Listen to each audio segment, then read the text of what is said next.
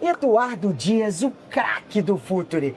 Para quem não conhece, o Futuri é a verdadeira enciclopédia do futebol brasileiro. Um cracaço, Edu. Seja muito bem-vindo. Demais, muitíssimo obrigado. Uma honra estar aqui. Geralmente eu estou do outro lado assistindo. Hoje deve ter faltado alguém aqui, o Pedro não veio, o Salomão não veio, então sobrou uma cadeira, ele me chamou aqui. Eu estou muito feliz de estar aqui, principalmente porque agora vocês vão ouvir a história de como o Bruno conheceu o Futuri. Isso é muito importante para mim, foi assim que ele me seduziu para estar aqui hoje. Conta pra gente, Brunão. Se você acha que a minha carreira começou no VAR, não, foi muito antes. Ali no começo de 2024, fiz uma viagem com a minha família e estava lá na entrada do Emirates, pronto para Arsenal e West Ham, e estava ouvindo essa maravilha de podcast. Eles têm uma série de podcasts, eu não lembro se eu estava ouvindo o Pitch Invaders, se eu estava ouvindo o EXZ, enfim, eu estava ouvindo uma entrevista com o Pedro Martins, trabalhou na Inglaterra, eu estava lá na Inglaterra e falei, eu vou ter que estudar, vou ter que fazer alguma coisa. E aí, voltando para o Brasil, comentei um pouco disso com o Thiago Salomão, com a galera da Outfield, e hoje estamos aqui. Então, para quem acha que a vida do VAR começou no VAR, ela começou muito antes com a galera da Futuri. Edu, conta um pouquinho o que é o Futuri. É bacana essa pergunta, mas ela é também super difícil de responder, porque hoje a gente tem um ecossistema inteiro de entrega para a indústria, tem um braço de conteúdo, mas é legal também falar, Bruno, que não é o conteúdo padrão para torcedor de futebol. É para quem quer trabalhar no futebol, para profissional, para quem busca aprender uma camada além da que se entrega nas mesas redondas, sobre a simplificação do jogo, e a gente consegue entregar isso porque a gente atingiu uma maturidade da indústria, de torcedores e de profissionais que buscam esse conteúdo. Disso nasceu o nosso braço de educação, então a gente tem cursos para formar executivos, para formar analista de dados, analista de mercado, cientista de dados. É bacana porque hoje os clubes nos procuram, porque não encontram os profissionais do mercado, fazem parcerias técnicas conosco, a gente cria os cursos para desenvolver esses profissionais. A gente também tem um braço de consultoria. Nesse braço de consultoria, a gente ajuda os clubes a migrarem para o modelo de SAF. A gente pode falar muito sobre isso também, Bruno, porque muitos clubes sequer sabem por que querem se transformar em SAF. A gente também ajuda clubes no departamento de mercado, que antes era scouting, agora é mercado. Era buscar o melhor jogador, agora é buscar o melhor jogador para o meu contexto, para ter uma eficiência esportiva e financeira. E também a gente tem nosso braço de tecnologia, que é o Futilink, a plataforma de gestão de departamento de mercado completa, com dados de todos, não é uma metáfora, é literal, todos os jogadores do Brasil, desde o seu primeiro registro no BID, que hoje pode ser feito com 7 anos de idade, masculinos e femininos. Então, hoje os clubes que querem prosperar, os clubes que têm ambição no mercado, usam o Futilink para gerenciar o seu departamento de mercado. Bom, como vocês puderam perceber, é quase um pergaminho egípcio aqui de todas as atribuições, mas não é mentira. Esse cara é uma referência para quem, como você, torcedor de balanço, gosta e se apaixona com isso. Então, para resumir um pouquinho, é o Futebol Manager da vida real. Esse cara aqui é como se fosse o editor do jogo. E dito isso, a gente vai deixar para vocês aí uma série de recomendações. Inclusive, eu fiz um curso de SAF com esse rapazinho aqui, cracaço de bola, não só com ele, mas com uma série de gestores do futebol. Então, se você quiser, super recomendo. Dito isso, vamos cortar um pouquinho esse blasé, esse abre-alas aqui, e vamos falar de mercado, vamos falar de bola, porque é isso que a gente gosta. E já que o Conafute nos permitiu esse encontro, Edu, fala um pouquinho hoje, 2 de setembro, final da janela brasileira. Ontem, janela europeia fechada. O que falar desse mercadinho bem carinho que é o mercado do futebol? Não tem como a gente não começar a falar de mercado de transferências sem falar sobre a janela do Liverpool. E aí abrem várias abas aqui para a gente se aprofundar. Primeiro que a janela mais cara de todos os tempos do futebol, $500 milhão. É impressionante isso. Mas a gente pode falar também de um detalhe, de dois detalhes importantes.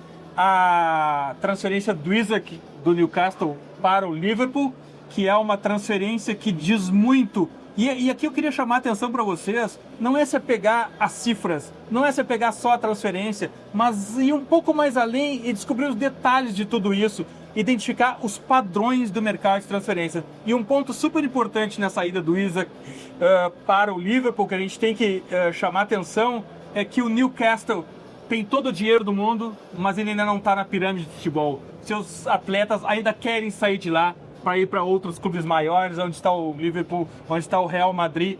Não é projeto esportivo, não é só dinheiro. Dinheiro é uma grande parte de tudo isso. Mas quem é o diretor esportivo do Newcastle hoje? O quão atrasado está o centro de treinamento do Newcastle hoje? Isso faz diferença no topo da pirâmide. E essa ida super conturbada, o jogador encheu muito o saco de todo mundo, queria ir a todo custo, mostra que o Newcastle precisa desenvolver outras partes do seu projeto esportivo para subir nessa pirâmide. E outro ponto super importante aqui é por que o Liverpool do Klopp não gastava tanto? E por que esse novo Liverpool fez a maior janela de todos os tempos? E aqui tem um detalhe super importante, porque o Arne Slot não é o manager do clube. Essa mudança já aconteceu nos últimos anos de Klopp. O Klopp entra como manager, mas aos poucos vai perdendo poder lá dentro. O board do clube, como tem que ser. O dono do mercado de transferências tem que ser o clube e não o seu treinador.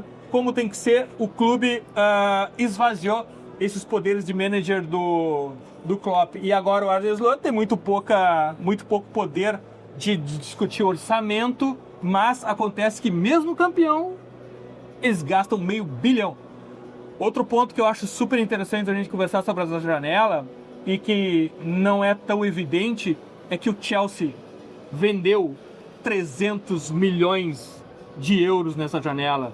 E aí entramos numa segunda fase do projeto Todd Boehly, que é a de, primeiro, contratar jogadores jovens com grande contrato para amortização, só que agora entra a segunda fase, vender muitos jogadores com participação do Chelsea lá. E é importante a gente falar outro ponto aqui. A minha cabeça vai abrindo abas aqui, eu vou emendando um assunto Só no outro. fala do lucro puro, que é isso que eu quero ver. Não, outro ponto importante que eu quero deixar aqui, e tem muito a dizer sobre nós, sobre o Brasil, é que Flamengo e Palmeiras também começam a usar essa estratégia. Flamengo, eu não estou com meus dados abertos aqui, o Flamengo tem mais de 100 jogadores que ele tem participação e que não jogam no clube. Palmeiras tem 80 jogadores que ele tem participação e não jogam no clube. E ali é um ativo do clube. É claro que não é só vender e ficar com participação. É monitorar esse jogador, é saber onde ele está, emprestar e vender para locais onde eles podem potencializar o seu valor. Tem toda uma estratégia. Nada é aleatório no futebol de alto nível. Não, perfeito. Vocês já viram que hoje, para quem gosta, você mesmo, torcedorzinho de balanço, que ama futebol internacional, eu vou apertar o botão e vou deixar o homem falar. Mas vamos lá. Em primeiro lugar, o que é muito legal a gente falar, tanto do Liverpool quanto do Chelsea? Plano de sustentabilidade financeira. Vamos deixar aqui, aos pouquinhos a gente vai tentando tirar ali aquela pecha do fair play financeiro e mostrar que, na verdade, fair play financeiro não é teto de gastos. Fair play financeiro é, na verdade, um plano de equilíbrio das finanças de cada um dos times. Então, o que o Edu acabou de explicar agora é que o Newcastle, com todo o dinheiro do mundo, ele tem uma receita e alguns limites que ele não pode extrapolar. Fora isso, o próprio Liverpool também vinha fazendo uma série de economias, né? Como alguém que juntou ali um tostãozinho ali do que ia arrecadando, do que ia lucrando. Para a gente ter uma ideia, o Liverpool está gastando nessa janela o que recebeu com a venda do Felipe Coutinho.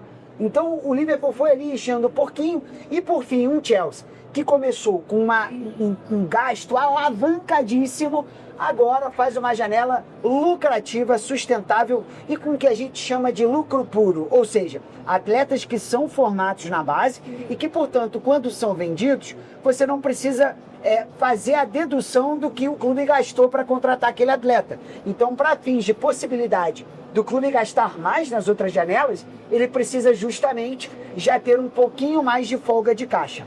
É nesse ambiente que nós agora na Inglaterra temos um clube em começo de projeto, que é o Liverpool, um clube em meio de projeto, que é o Chelsea, e um clube, desculpa, o Newcastle em começo de projeto, e um clube já numa fase mais madura que é o Liverpool, certo, Edu?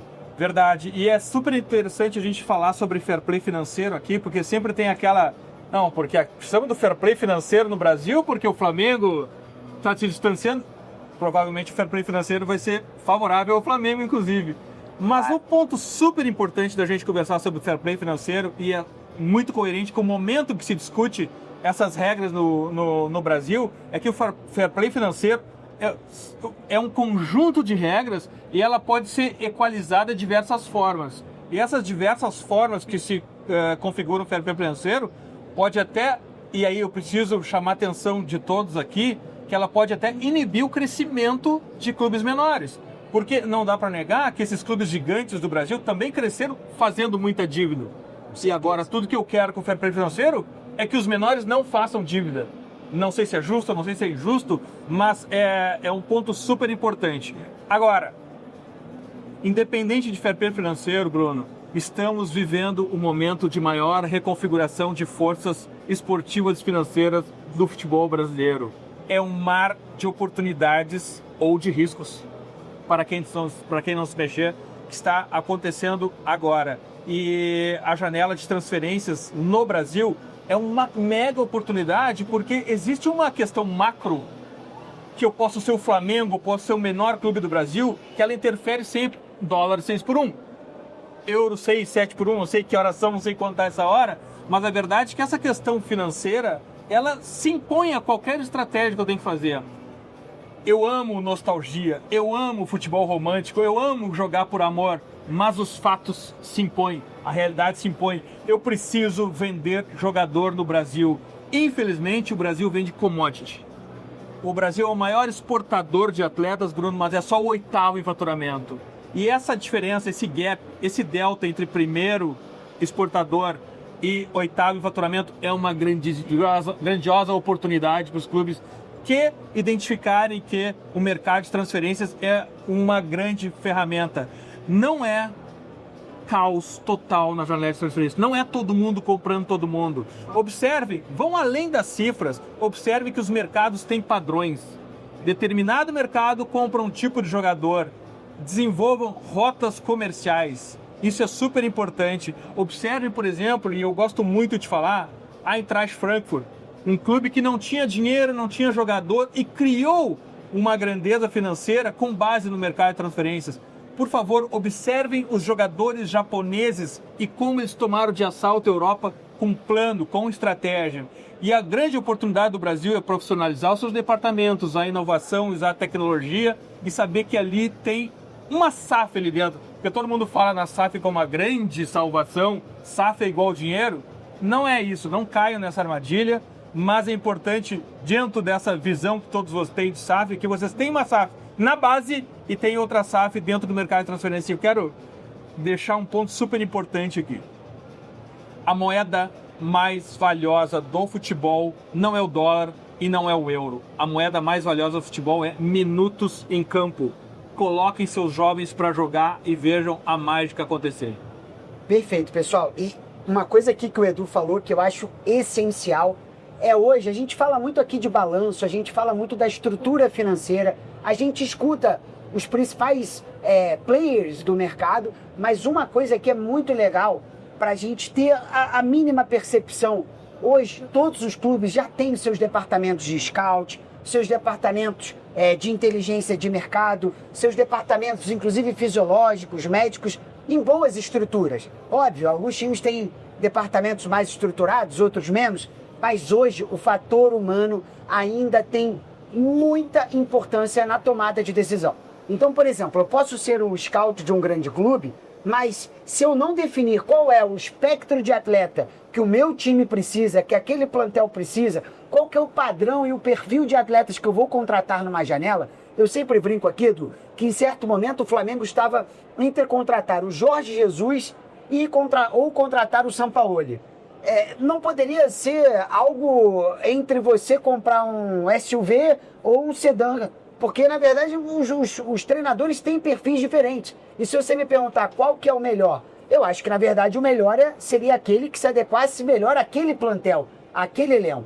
Então, Edu, eu queria pedir para você falar para o nosso telespectador, né, para nossa audiência, como que hoje, dentro do futebol, essa parte de quem está em field, quem está dentro do campo, cada detalhe funciona e cada detalhezinho, cada pormenor pode ser uma virada de chave para um clube que quer se estruturar e que às vezes não tem o mesmo patamar financeiro dos demais. Olha só, um ponto super importante, modelo de jogo é modelo de negócios. Então não adianta eu querer todo semestre trocar de treinador e trocar o meu modelo de jogo, porque eu estou trocando o meu modelo de negócios. E como que eu explico isso? Porque o teu modelo de jogo é o que vai, de alguma maneira, trazer mais visibilidade para algum tipo de jogador que está ali dentro. E esse jogador que tiver mais visibilidade, mais minutos, vai ser o jogador que eu vou vender. Só que não é todo o mercado comprando, eu vou vender para um determinado mercado. Então, no momento que tu começa a buscar todas essas informações e configurar isso dentro do teu departamento de futebol, tu começa a identificar que mexer numa pequena estrutura, que é uma pessoa importante como treinador, vai mudar todo o meu negócio. Eu vou deixar de dar visibilidade em atacantes e vou dar visibilidade para zagueiros, porque o modelo de jogo antes era de contra-ataque, de atacantes velozes, e agora eu estou super defensivo e os meus zagueiros estão tendo mais visibilidade. Isso influencia no mercado, isso influencia no dinheiro. E isso, quando os gestores procuram o treinador, tem que ficar muito claro qual é o seu modelo de negócio. Outro ponto super importante, Bruno, da gente falar, não é só transformar um clube em SAF, é qual a tese.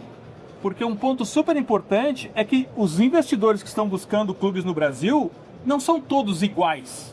Não são todos com a mesma tese. Existem investidores buscando clubes no Brasil porque eles identificam que existe o real estate ali, tem direito imobiliário. Aquele estádio tem lojas comerciais na volta, eu posso construir prédios na volta. Você pode pegar um centro de treinamento, mover ele para mais longe, como foi o caso do Real Madrid, e com esse dinheiro conseguir investir não só no elenco, mas numa estruturação de base, num CD mais moderno. Ou eu posso também ter uma tese de soft power. Eu não quero montar um clube de futebol, eu quero montar uma indústria no Brasil. Mas para deixar essa minha indústria, ou até mesmo para eu ser mais amigável à comunidade, eu construo um clube de futebol, eu invisto num clube de futebol.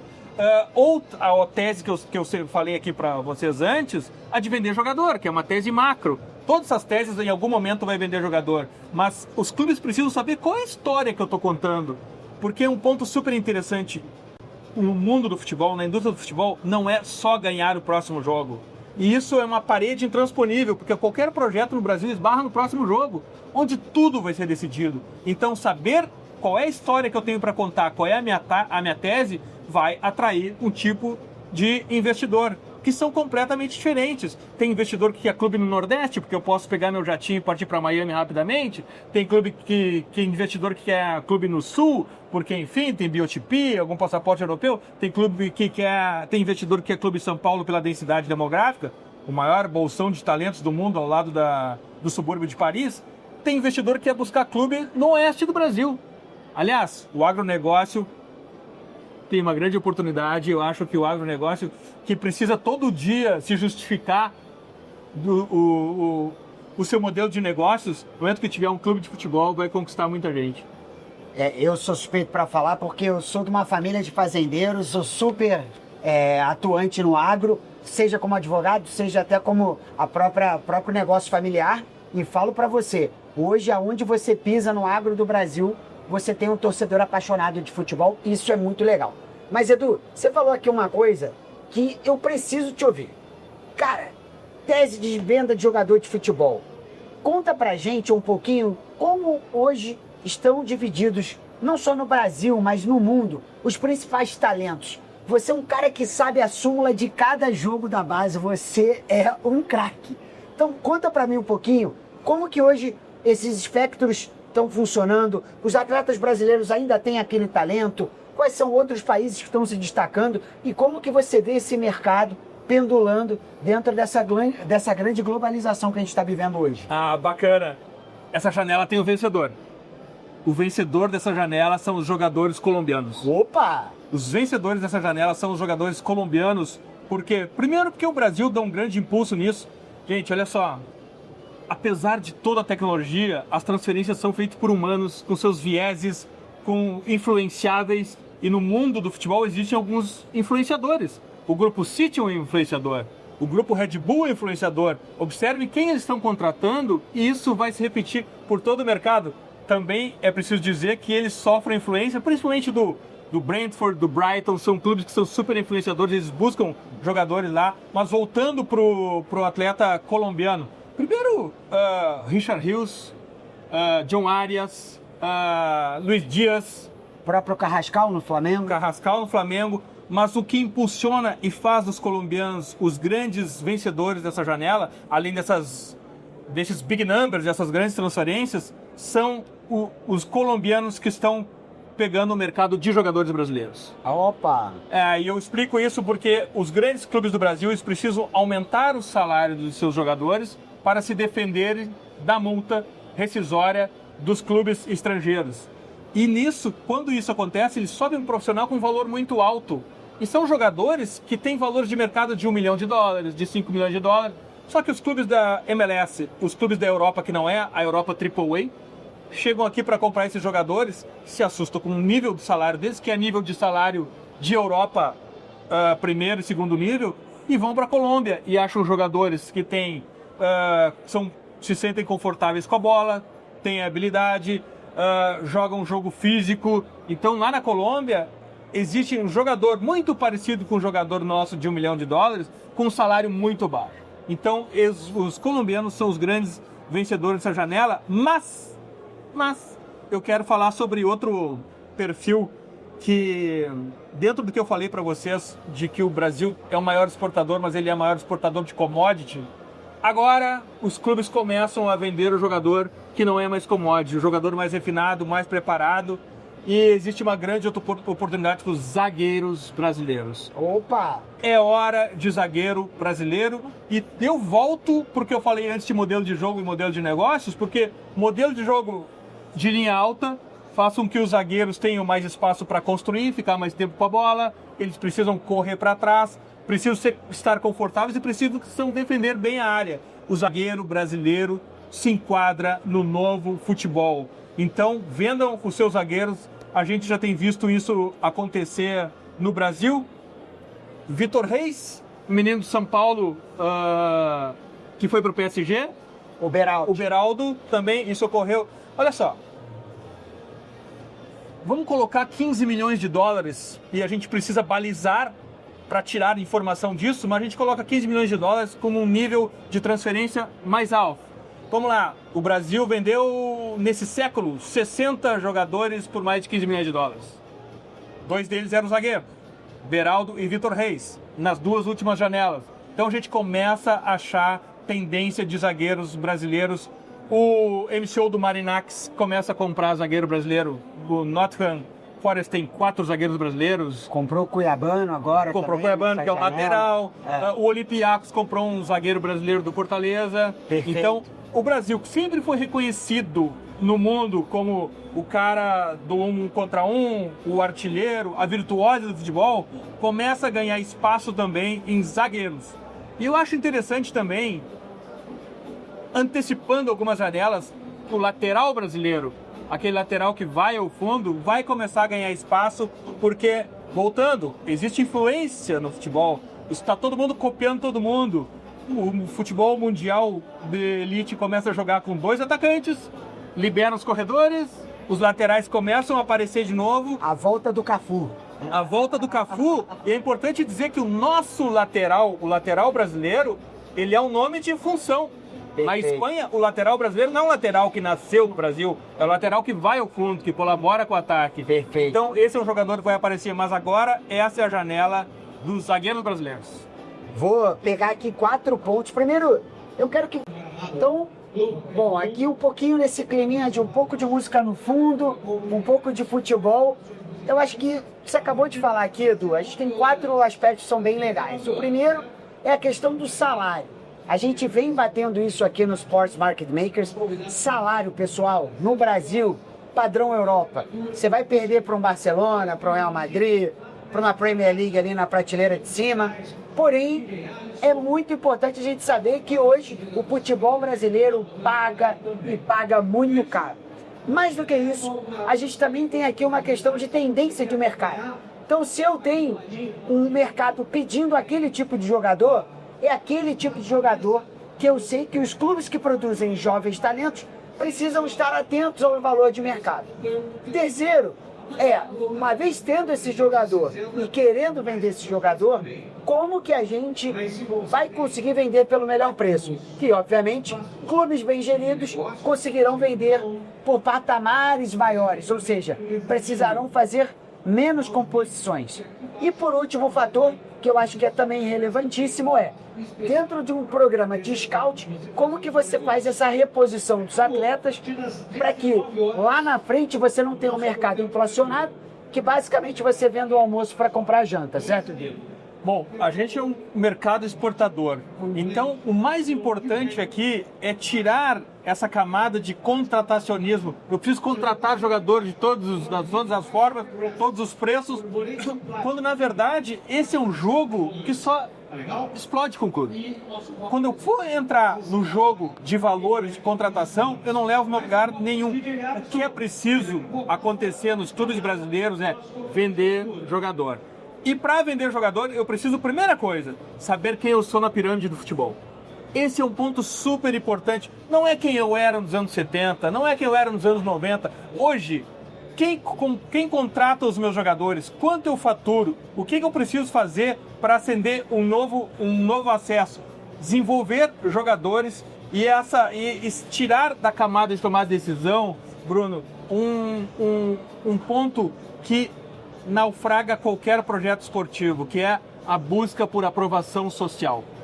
Busca por aprovação social, que é o mais comum, que é o que rege as tomadas de decisão do clube, não leva a lugar nenhum. Primeiro, não tem correlação nenhuma entre contratação e sucesso esportivo.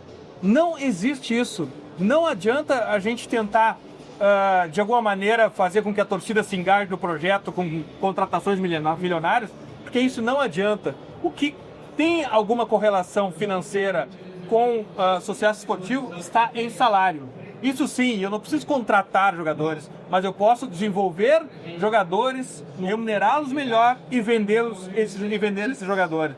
Um ponto super importante que a Futuri colabora com os clubes, e eu talvez traga uma camada de informação aqui que os torcedores não saibam, é que os seus clubes não sabem onde estão os seus ex-jogadores. Não tem a mínima ideia. É claro que o São Paulo sabe onde está o Antony. É claro que o Santos sabe por onde andou o Neymar. Mas aquele menino que saiu com 16 anos, eles não sabem, eles perdem completamente o contato.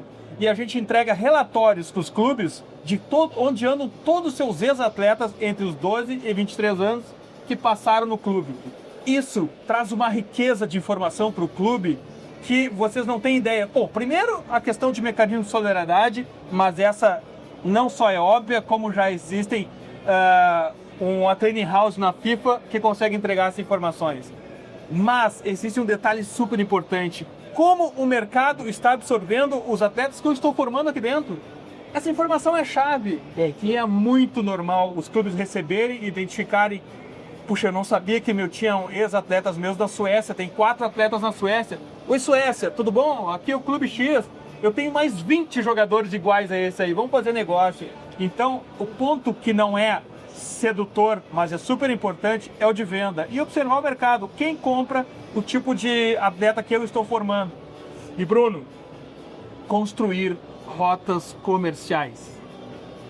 A venda de um jogador, ela envolve a eficiência do atleta, mas ela entrega também a confiança no relacionamento do clube e ela abre mercado. Então, construir rotas comerciais é super importante. Esses são detalhes que mudam o futuro de um clube de futebol. Bom, pessoal, nesse climinha aqui eu tô gostando bastante. Edu, eu tenho uma última pergunta aqui para te fazer que eu acho que ela é essencial.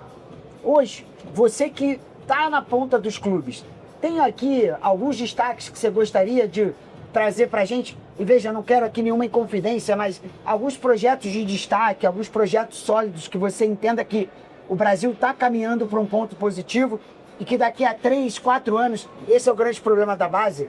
Cada dinheiro que você investe hoje, você só vai colher lá na frente. Existe algum projeto ou alguns projetos que você, Edu, está entusiasmado? Existem vários projetos e eu também posso até falar em alguns, não exatamente o projeto, mas algumas estratégias dos clubes. Acho que a gente pode falar também o São Paulo tem gasto muito pouco em transferência. Esse é um ponto super importante para clube grande e vocês vão ver que a diferença técnica de quem gasta muito para quem gasta pouco não é tão grande assim. Eu gosto muito do Esfera, um clube de base que o Gustavo Aranha, o CEO e um dos proprietários, é um cara de mercado financeiro. E aqui eu quero deixar um detalhe super importante.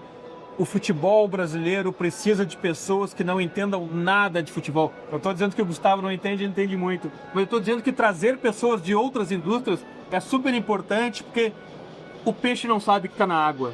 E quem está dentro do clube é um ambiente tão conservador que ele sequer pode perguntar. Ele não pode perguntar nada dentro do clube. Então, quando alguém é de fora do mercado financeiro, ele se sente livre de perguntar por que tu estás trazendo um jogador de 5 milhões de euros com 30 anos de idade se a gente não vai revender. Com certeza. A gente aqui, para quem não sabe quem é o Gustavo Aranha, craque, foi um dos nossos primeiros 10 entrevistados. Tem aqui no nosso hall de episódios. Super recomendo. O Esfera é um baita de um projeto. E mais do que isso, também tem a entrevista do André Ribeiro, fiz até um texto sobre ele, sobre o quanto a gente não está preparado para a indústria do futebol e o quanto que isso é muito, muito, muito bom. E dito isso também, eu falo aqui para você o seguinte, dentro de toda essa esfera, todo esse ecossistema, como que você vê o futebol brasileiro daqui a 1, 2, 3, 4, 5 aninhos? Bacana, olha só, um ponto super bacana sobre essa projeção que a gente faz é olhar a tabela dos campeonatos nacionais A, B, C e D de 5 anos atrás. E com base nisso, projetar 5 anos na frente. E mudou muito. Existem muitas oportunidades. Como a gente está no começo de uma mudança, existe um mar de oportunidades. Com um pouco nível de profissionalismo, já se consegue dar um salto gigante. Mas eu insisto, base, muito futebol de base e tecnologia, pessoas e inovação no departamento de mercado. É ali que está o curto prazo, é ali que está o longo prazo, é ali que está o projeto esportivo, é ali que está a retenção de talentos, é ali que está algo fundamental para nós, a tese macro que vai nos levar para um outro nível, que é a venda de atletas. Vamos parar de vender commodity, vamos vender jogadores preparados para o mercado. E um ponto super bacana, por muitos anos, o Benfica, que é um grande vendedor europeu, e eu acho até que eles estão perdendo um pouco e mudando um pouco, até às vezes estão contratando jogadores muito caros. O que o Benfica faz? Ele vai nos maiores compradores da Europa, vai no Chelsea, no Arsenal, no Real Madrid, e pergunta: que jogador vocês vão comprar daqui a 3 anos? E voltam para casa e formam e trazem do Brasil. Então, profissionais de mercado, gestores do futebol, e depois a gente pode fazer outro podcast só sobre esse nível profissional. Eu acho que no Brasil precisa mais pessoas preparadas e as que têm oportunidade de se preparar melhor ainda, mas identifiquem com os padrões quais são os jogadores que a indústria vai comprar daqui a 5, 3 anos e formem esses jogadores. Nós precisamos diminuir o gap entre ser o maior exportador e só o 8º em faturamento. Bom, Edu, você sabe que a minha esposa brinca comigo que eu tenho uma amante que é o futebol, né? Então hoje eu acabei de ter aqui um verdadeiro date com o Edu. Cara, cracaço de bola. Ó, vou combinar aqui, essa versão foi pocket. Edu, vai lá no nosso podcast. Quero uma versão com Pedro e com Salomão, viu? Só ótimo, só quem não vai participar então sou eu, vou entrar como VAR então, tá combinado, Edu? Ó, demais, obrigado. Cracaço, estudo de caso pro Edu, marquem na agenda aí, analisaremos os perfis das 5 maiores ligas europeias, tá feito o desafio? Demais, e tem muito padrão, eu não vou terminar esse podcast antes de falar no risco e na exposição que os clubes franceses estão por não renovarem o contrato de televisão. Tem muita oportunidade no mercado de atletas da França. Segredo, vai ficar pro próximo episódio. Edu, um abraço, meu irmão.